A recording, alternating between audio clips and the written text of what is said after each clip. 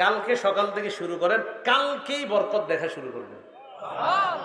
দেরি করেন না যে হুজুর না 3 দিন পরে, না না, আগামীকাল থেকেই শুরু করেন, আগামীকাল থেকেই বরকত দেখা শুরু করবেন, মানে কালকে থেকে শুরু করবেন। মুসলিম শরীফের 796 নাম্বার হাদিসটা মন দিয়ে শোনেন। একজন সাহাবার নাম আপনারা একটু কষ্ট করে মনে রাখবেন, যেন ভবিষ্যতে সবাই শোনাইতে পারেন বর্ণনাটা। গল্প আকারে হাদিসটা আপনারা শোনাই দিবেন। সাহাবার নাম উসাইদ ইবনে হুজাইর। পুরাটা মনে রাখা দরকার নাই, শুধু মনে রাখেন উসাইদ। বলেন তো কি নাম? উসাইদ। এই উসাইদ রাদিয়াল্লাহু তাআলা আনহু বলেন, এক রাতে আমি আমার ঘোড়ার আস্তাবলের মধ্যে কোরআন পড়ছিলাম। আমার ছেলের নাম ইয়াহইয়া। এই ইয়াহইয়া পাশে শোয়া। আকরাউ ফি মিরবাদি, আমি আমার ঘোড়ার আস্তাবলের মধ্যে কোরআন পড়ছিলাম।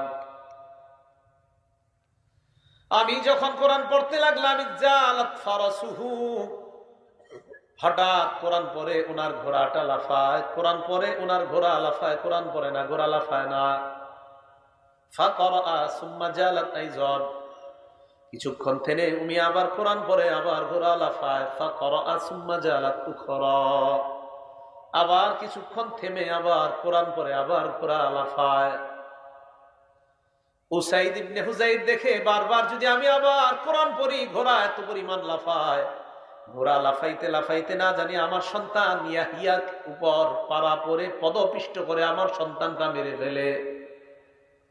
আমি পড়া থামিয়ে দিলাম। থামানোর পর ঘোড়ার কাছে গেলাম। যাওয়ার পর আমি দেখলাম ফাইদা ফাওকা রাসি মিসতুজুল্লাহ, আমার মাথার উপর আকাশের এক খণ্ড মেঘ।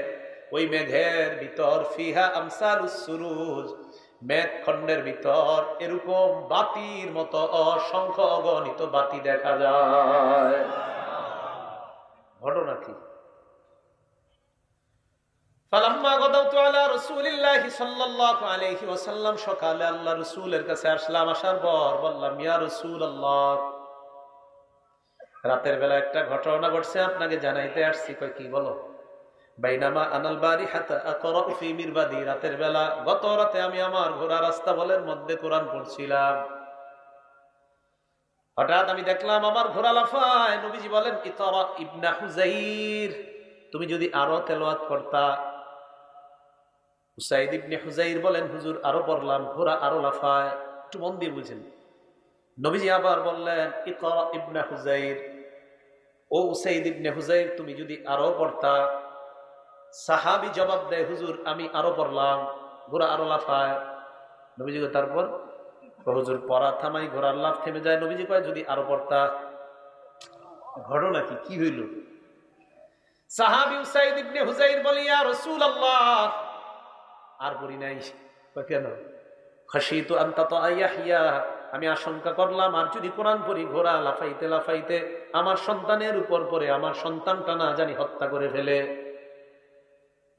তুমি যদি আরো পড়তা। সুবহানাল্লাহ। ঘটনা কি? আচ্ছা, উসাইদ ইবনে হুজাইরকে নবীজি, ঠিক আছে, তারপর বলো।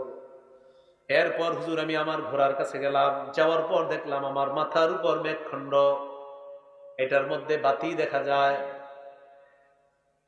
আরো জাতফিল জাউই, হঠাৎ দেখলাম এই মেঘখণ্ড বাতি সহ শূন্যের মধ্যে বিলীন হয়ে যায়। হাত্তা মা আরাহা, এক পর্যায়ে আর দেখতে পাই না। নবীজি বলেন, ইস, যদি আরো পড়তা। তিলকাল মালাইকাতু তাসতামিউ ইলাইকা, এগুলা বাতি না, আল্লাহর ফেরেশতা মনোযোগ সহকারে তোমার কোরআন তেলাওয়াত শুনতেছিল। ফেরেশতা। যেমন বললাম, একটু বইরেন তাহাজ্জুদের সময়, বাকি কারো ঘুম ডিস্টার্ব করা যাবে না। আশেপাশে মানুষের জন্য ঘুম ডিস্টার্ব না হয়, খেয়াল রাখতে হবে, সতর্কতা। একটু বইরেন যে আল্লাহ শুনে আর ফেরেশতারা শুনতেছে আপনার তেলাওয়াত। হাদিস শেষ হয় নাই। নবীজি সাল্লাল্লাহু আলাইহি সাল্লাম বলে, সাইয়্যিদ লাউ করাতা আসবাহাত, তুমি যদি সকাল পর্যন্ত একটু পড়তা। ইয়ারাখান নাস মা তাস্তাতিরু ইলাইহিম, সকাল পর্যন্ত যদি কোরআন পড়তা, ফজরের আজান শোনার পর যে মুসল্লিরা তোমার বাড়ির সামনে দিয়ে মসজিদে আসতো, স্বচক্ষে আল্লাহর ফেরেশতাদেরকে দেখতে পাইতো। পড়বেননি? বলেন না, একটু পড়বেননি? বললেন তাহাজ্জুদের সময় মা বোনরা আপনারা কোরআন পড়েন, আল্লাহর সাথে সম্পর্ক কায়েম করেন, দেখবেন আল্লাহ তাআলা। আমি কিভাবে বলি জানেন, যে কালকে সকাল থেকে শুরু করেন, কালকেই বরকত দেখা শুরু করবেন। দেরি করেন না যে হুজুর না 3 দিন পরে, না না, আগামীকাল থেকেই শুরু করেন, আগামীকাল থেকেই বরকত দেখা শুরু করবেন, মানে কালকে থেকে শুরু করবেন, দেরি করেন না। আল্লাহ আমাদেরকে আমল করার তৌফিক দান করেন।